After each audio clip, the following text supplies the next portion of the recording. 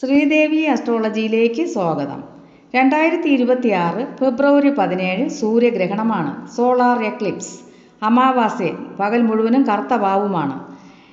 Indian standard സമയം അനുസരിച്ച് വൈകുന്നേരം 3:26 മുതൽ 7:57 വരെയാണ് സമയം. ഈ ഗ്രഹണം സൂര്യനെ മുഴുവനായി മറയ്ക്കും. 2 മിനിറ്റിലധികം സമയം നീണ്ടു നിൽക്കും. ഇന്ത്യയിൽ ഈ ഗ്രഹണം ദൃശ്യമാവില്ല. ശിവരാത്രിക്ക് ശേഷം വരുന്നതുകൊണ്ട് വളരെയധികം പ്രാധാന്യമുണ്ട്. ചന്ദ്രഗ്രഹണമായാലും സൂര്യഗ്രഹണമായാലും കുറേ കാര്യങ്ങളൊക്കെ നമ്മൾ ശ്രദ്ധിക്കേണ്ടതായിട്ടുണ്ട്. അതായത് ഗ്രഹണ സമയത്ത് പാചകം ചെയ്യാനോ ഭക്ഷണം കഴിക്കാനോ പാടില്ല.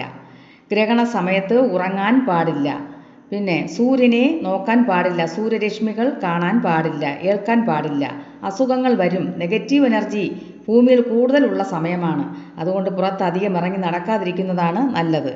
ഇന്ത്യയിൽ ദൃശ്യമല്ല എങ്കിൽ പോലും നമ്മളത് ശ്രദ്ധിക്കുന്നത് നന്നായിരിക്കും. അന്തരീക്ഷത്തിനൊക്കെ അന്നേ ദിവസം വളരെയധികം മാറ്റം ഉണ്ടാകുന്നത് നമുക്ക് കാണാൻ പറ്റും. ഇരുണ്ട് കിടക്കും, മങ്ങി കാണാൻ പറ്റും. അതായത് സൂര്യനെ ഈ ഗ്രഹണം മുഴുവനായി മറയ്ക്കും. അതുകൊണ്ട് ഭൂമിയിൽ നെഗറ്റീവ് എനർജി ഉണ്ടാകും. അണുക്കളൊക്കെ കൂടുതൽ പ്രസരിക്കുന്ന ഒരു സമയമാണ്. നമ്മുടെ അമ്മമാർക്കൊക്കെ അറിയാമായിരിക്കും. ഇപ്പോഴത്തെ കുട്ടികൾക്ക് മാത്രം അറിയില്ല. മുത്തശ്ശിമാർ പാചകം ചെയ്തു വെച്ച ആഹാരത്തിൽ മുത്തങ്ങ പുഴുത് അതിൻ്റെ കിഴങ്ങിനെ നന്നായിട്ട് കഴുകി ആഹാര സാധനങ്ങളിൽ അടച്ചു വയ്ക്കും. നന്നായിട്ട് മൂടി വയ്ക്കും. എന്നിട്ട് വിറക് കരി എടുത്ത് ഒരു പീസ് കരിയെടുത്ത് പാചകം ചെയ്ത് വെച്ച ചോറ് തുടങ്ങിയ വസ്തുക്കളിലൊക്കെ ഇട്ട് മൂടി വയ്ക്കാറുണ്ട്. ഗ്രഹണം കഴിഞ്ഞതിന് ശേഷം അവ എടുത്ത് മാറ്റിയിട്ട് കഴിക്കാവുന്നതാണ്. അതേ ഗ്രഹണ സമയത്ത് പാചകമൊന്നും ചെയ്യാതിരിക്കുന്നതാണ് നല്ലത്. പിന്നെ അതേ സമയത്ത് കുളിക്കാനും പാടില്ല. ഗ്രഹണം കഴിഞ്ഞ ശേഷം കുളിച്ച് വീടൊക്കെ വൃത്തിയാക്കി കല്ലുപ്പും മഞ്ഞയും ഒക്കെ വെള്ളത്തിൽ കലർത്തി വെള്ളം വീടിനകത്തും പുറത്തുമൊക്കെ തളിച്ചാൽ നെഗറ്റീവ് എനർജികളും അണുക്കളും ഒക്കെ നശിക്കും. അത് ഏറ്റവും നല്ലതാണ്. നമുക്ക് ആരോഗ്യത്തിന് നല്ലതാണ്. എല്ലാവരും അങ്ങനെ ചെയ്യണം. പ്രധാനമായും ഗർഭിണികൾ പുറത്തിറങ്ങാതിരിക്കാൻ ശ്രദ്ധിക്കണം. അന്നേ ദിവസം ജനിക്കുന്ന കുട്ടികൾക്ക് പോലും കണ്ണിന് അസുഖങ്ങൾ, ചെറിയ ആരോഗ്യ പ്രശ്നങ്ങൾ, സമയദോഷങ്ങളൊക്കെ ഉണ്ടാകാറുണ്ട് എന്ന് മുത്തശ്ശിമാർ പറഞ്ഞ് കേട്ടിട്ടുണ്ട്. അതുകൊണ്ട് അവരൊക്കെ സൂക്ഷിക്കുന്നത് നന്നായിരിക്കും. കൊച്ചു കുട്ടികളെയും പുറത്തിറങ്ങാനോ സൂര്യപ്രകാശം ഏൽക്കാതെ സൂക്ഷിക്കണം. പിന്നെ മരണ വീടുകളിൽ പോകാനും നല്ല കാര്യങ്ങൾക്ക് പുറത്തു പോകാനും പാടില്ല. നെഗറ്റീവ് എനർജി ഉണ്ടാകും. അസുഖങ്ങൾ അന്വേഷിച്ച് പോകാനും അന്നേ ദിവസം പാടില്ല. ശിവഭഗവാന്റെ പഞ്ചാക്ഷരി സ്തോത്രം ജപിക്കുന്നതും സൂര്യമന്ത്രങ്ങൾ പറയുന്നതും വളരെ ഫലം ലഭിക്കും.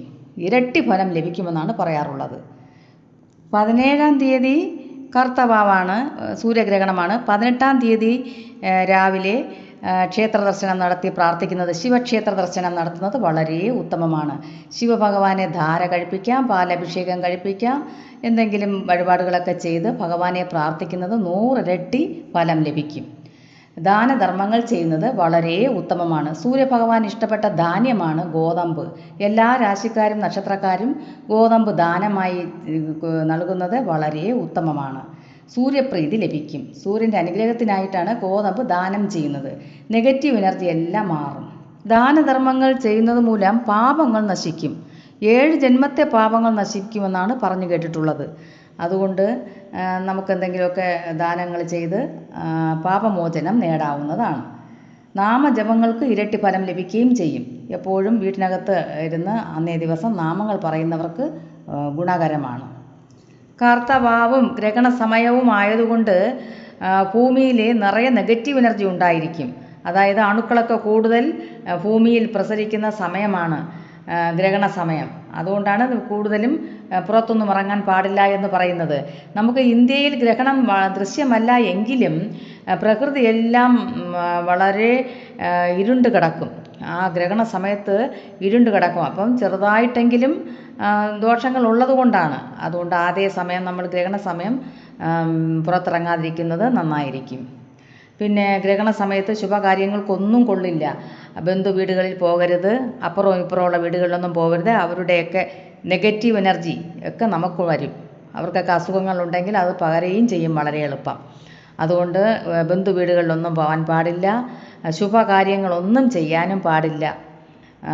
ആശുപത്രിയിൽ പോലും പണ്ടുള്ളവർ പോകാറില്ല. ഗ്രഹണ സമയത്തോ സൂര്യഗ്രഹണം, ചന്ദ്രഗ്രഹണം, അമാവാസി, കർത്തവാവ്, ശനിയാഴ്ച ദിവസം ഇങ്ങനെയുള്ള സമയങ്ങളിൽ പണ്ടുള്ളവർ മുത്തശ്ശിമാർ നമ്മുടെ അമ്മമാർക്കൊക്കെ അറിയാം, പോകാറില്ല. ഇപ്പോഴുള്ള കുട്ടികൾക്ക് ഇതൊന്നും അറിഞ്ഞുകൂടാ, വിശ്വാസമില്ല എന്നുള്ളതേ ഉള്ളൂ. അവർക്കൊക്കെ പറഞ്ഞ് മനസ്സിലാക്കി കൊടുക്കണം. അപ്പോൾ അവരും അതൊക്കെ ശീലിച്ച് വന്നോളും. പിന്നെ കറുത്തവാവ് ദിവസം ആരെങ്കിലും ആശുപത്രിയിൽ പോകുന്നത് കണ്ടാൽ അമ്മൂമ്മമാർ ചോദിക്കും, കറുത്തവാവായിട്ട് ആശുപത്രി പോകാൻ പാടില്ല, നാളെ പോകൂ എന്നൊക്കെ പറയാറുണ്ട്. അത് എന്നും പിന്നെ അസുഖങ്ങൾ വരും എന്ന ഉദ്ദേശത്തോടു കൂടിയാണ് അങ്ങനെ പറയാറുള്ളത്. പോകാൻ പാടില്ല, അത് സത്യവുമാണ്. കാരണം പിന്നെ ഗ്രഹണമല്ലേ, കറുത്തവാവ്, ഇങ്ങനെയുള്ള സമയങ്ങളൊന്നും നല്ല കാര്യങ്ങൾക്കൊന്നും കൊള്ളില്ല. ആശുപത്രിയിൽ പോയാൽ എന്ന മരുന്ന് കഴിക്കേണ്ടി വരും, ആശുപത്രി പോവേണ്ടി വരും, അസുഖങ്ങൾ ബാധിക്കും. അതൊക്കെയാണ് അവർ പറയുന്നതിൻ്റെ ഉദ്ദേശം. നമ്മളും അതൊക്കെ ശീലിക്കണം, എന്നാലേ നമുക്കും മുമ്പോട്ട് പോകാൻ പറ്റുള്ളൂ. അവർ മുത്തശ്ശിമാർ ജീവിച്ച കാലത്തല്ല നമ്മൾ ജീവിക്കുന്നത്. ഇന്നുള്ളവർക്ക് എപ്പോഴാണോ BP-യും ഷുഗറും കൂടുകയും കുറയുകയും വീഴുകയും ഒക്കെ ചെയ്യും.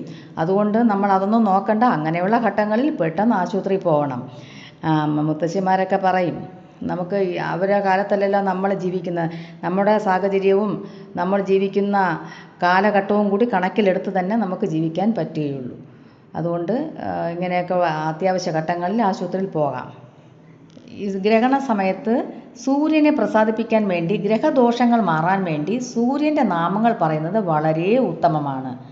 ഓം സൂര്യായ നമ, ഓം പ്രഭാകരായ നമ, ഓം സഹസ്രകിരണായ നമ എന്നൊക്കെ നാമങ്ങൾ പറയാം. അത് സൂര്യപ്രീതി നേടാൻ വളരെ ഉത്തമമാണ്. കൂടുതൽ നന്മയ്ക്കായി ശ്രീകൃഷ്ണ ക്ഷേത്ര ദർശനം നടത്തി തുളസിമാല സമർപ്പിക്കുക. നെയ്വിളക്ക്, പാൽപ്പായസം കഴിപ്പിക്കുന്നതും വളരെ ഉത്തമമാണ്.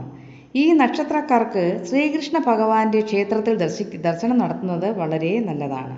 ഭക്തി കൂടും. ക്ഷേത്രത്തിൽ പോകണമെന്ന് തോന്നിക്കൊണ്ടിരിക്കും. ക്ഷേത്ര ദർശനവും ധാരാളം നടക്കും. നല്ല കാലമാണിനി.